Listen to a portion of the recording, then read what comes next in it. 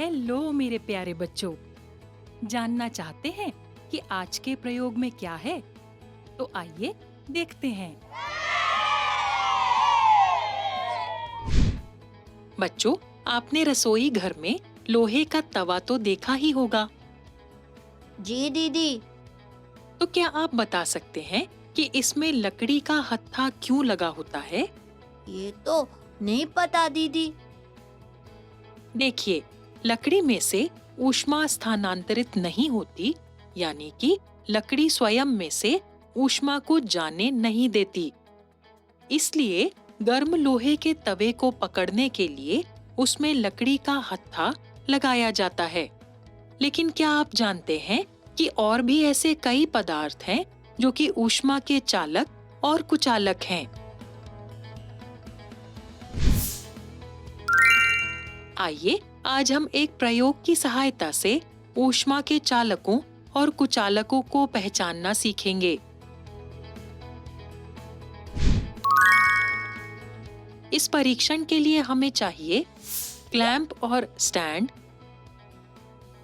लकड़ी की छड़, प्लास्टिक का स्केल, धातु का स्केल, पिने, स्पिरिट लैंप और माचिस।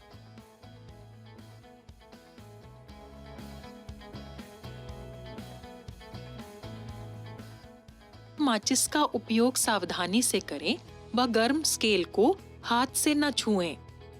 तो चलिए शुरू करते हैं। सबसे पहले एक क्लैंप और स्टैंड लेते हैं। अब इससे कुछ दूरी पर एक स्पिरिट लैंप रख लेते हैं। इसके बाद एक धातु का स्केल लेते हैं जिस पर हमने मोम की सहायता से कुछ पिनें चिपकाई हैं। अब इस स्केल को क्लैंप में इस तरह लगाते हैं कि पिनें नीचे की ओर लटक जाएं।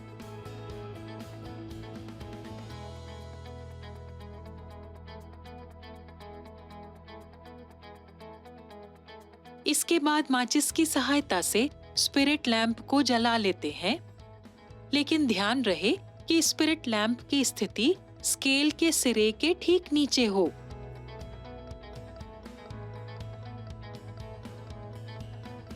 अब कुछ देर तक प्रतीक्षा करते हैं और स्केल पर लगी पिनों को देखकर अपने प्रेक्षण को नोट करते हैं।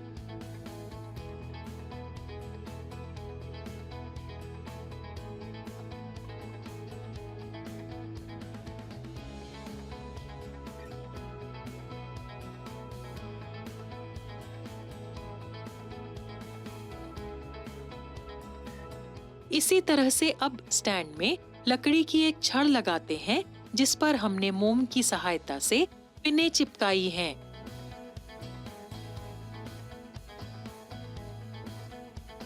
छड़ के मुक्त सिरे के नीचे स्पिरिट लैंप को जलाते हैं और कुछ देर तक प्रतीक्षा करते हैं। इस बार भी छड़ पर लगी पिनों का सावधानी पूर्वक अवलोकन करते हैं।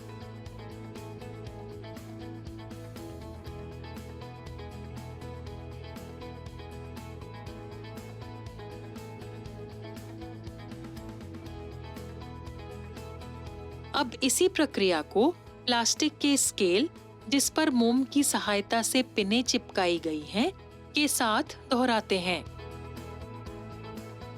कुछ देर तक प्रतीक्षा करने के बाद अपने प्रेक्षण को नोट कर लेते हैं।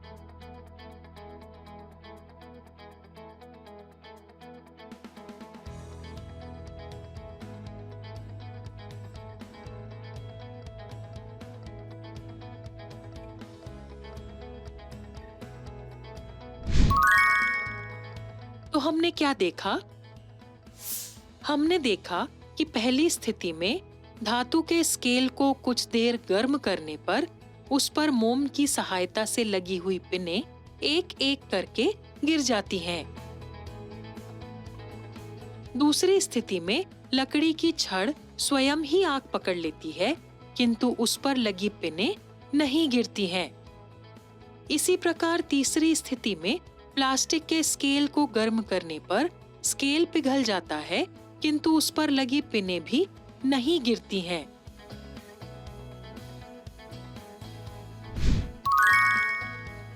जानते हैं ऐसा क्यों हुआ?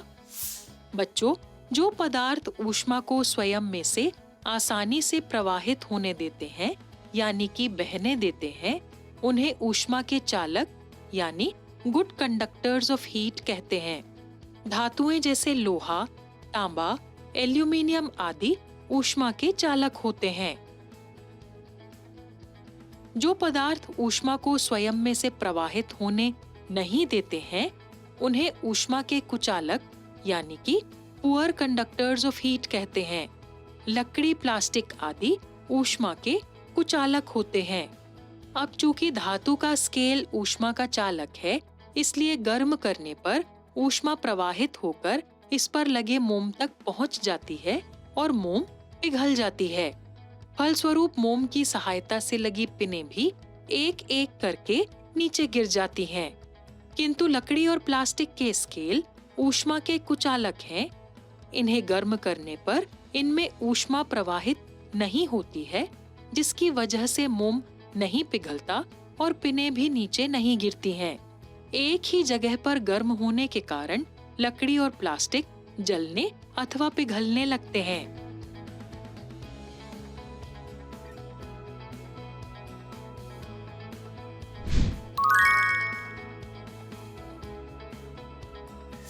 तो आज हमने ऊष्मा के चालकों और कुचालकों को पहचानना सीखा।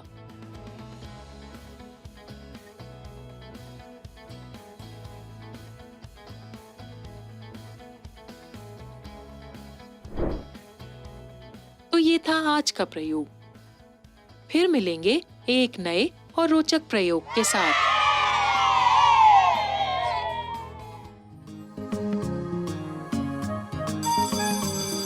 ओके बच्चों, बाय बाय बाय। बच्चों, अब मैं जाती हूँ, कल फिर मिलने आती हूँ। इंग्लिश में अब होंगी बातें, मैथ सीखेंगे हंसते गाते। पहेली, किस्से और कहानी सुनना अब तुम मेरी जुबानी। बात बड़ी है सीधी सीधी, मैं हूँ आपकी संपर्क दीदी। आपको ये वीडियो देखकर मजा आया ना? अगर आप इस वीडियो से संबंधित अन्य संसाधन जैसे कि अन्य वीडियो, गतिविधियां, क्विज इत्यादि देखना चाहते हैं तो अभी डाउनलोड करें संपर्क स्मार्ट शाला मोबाइल एप्लीकेशन। और हाँ, अगर आपको ये वीडियो अच्छा लगा हो तो इसे जरूर लाइक करें। और भी नए नए वीडियोस देखने के लिए सब्सक्राइब बटन पर क्लिक करना न भूलें। मिलते हैं बहुत जल्द YouTube और संपर्क स्मार्ट शाला ऐप पर।